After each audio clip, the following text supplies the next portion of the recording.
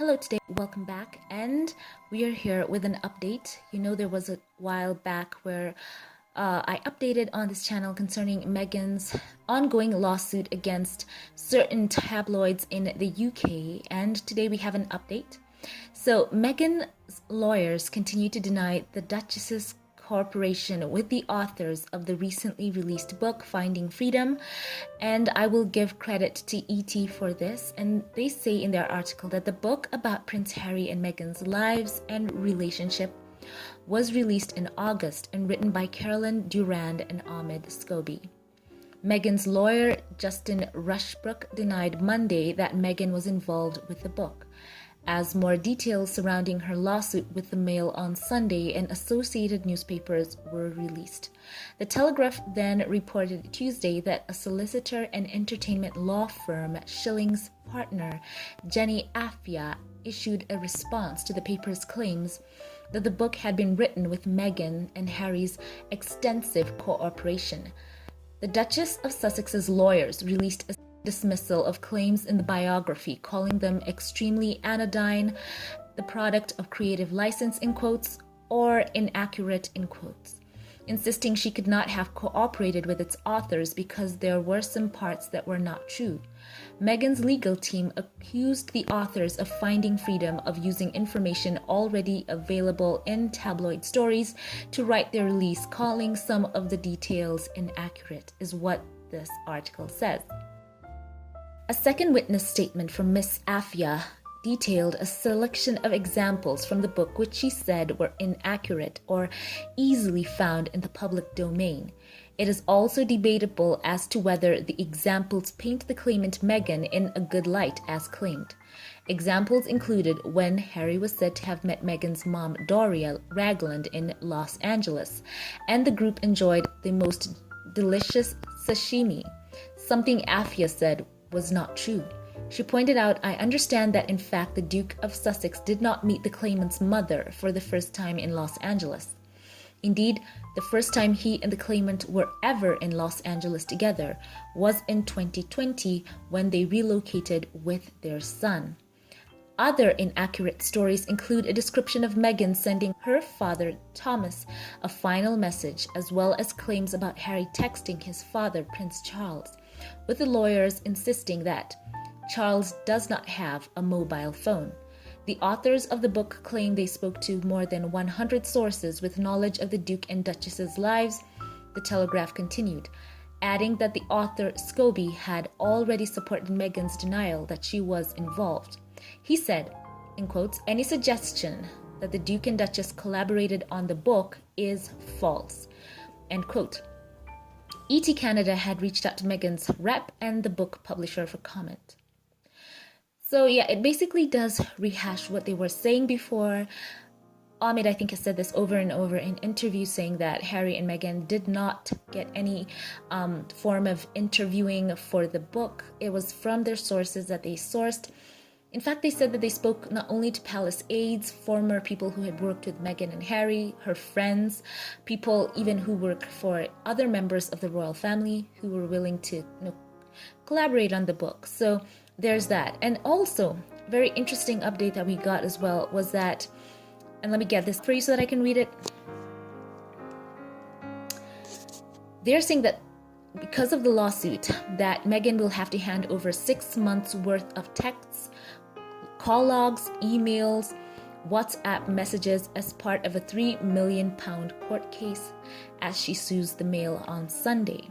So they say the Duchess of Sussex is suing Associated Newspapers Limited, ANL, publishers of the Mail on Sunday and Mail Online, after it used parts of a letter that she sent her father in several articles last year.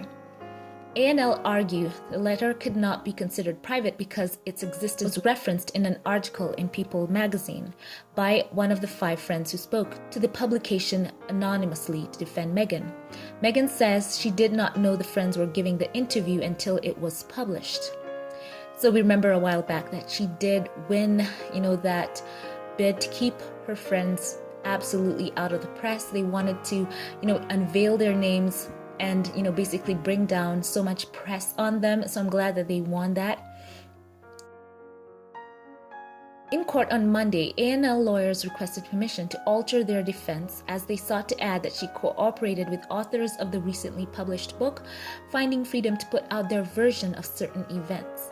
In proceedings, A&L lawyers requested her emails, photos, FaceTime logs, and WhatsApp messages following the publication of the article. Lawyers say they want the messages to shed light upon the claimant's attitudes to the letter and her privacy. So Judge Francesca Kay, I think that's how you say it, ruled that all relevant messages should be handed over from the 6 months after 10th of February 2019 and the date the article was first published. So that is interesting, guys. I would like you to just write in the comment section what you think about that. Is it too much to request that? Why do they want her photos? That is very strange. And we know that some of these tabloids have not shown integrity in the things that they publish. They have taken a lot of license with stretching the truth, reaching, and it just draws back to that time when they wanted to have the names of the sources in the public domain. So for me, this is just all bells and whistles, are just going off.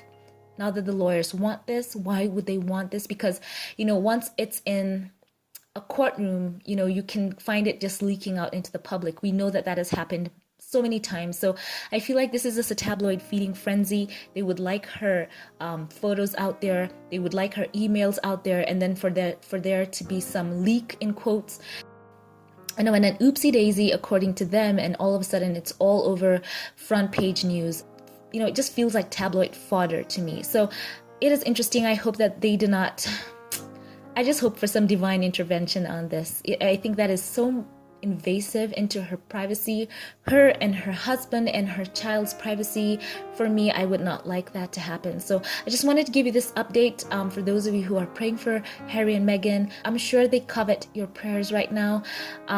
Yeah. And as we came to learn, especially how they had framed the Duchess of Sussex as someone who, was ghosting people, ghosting her dad. And we came to find out that was absolutely untrue when we found out about the messages that, she had sent, that Harry had sent.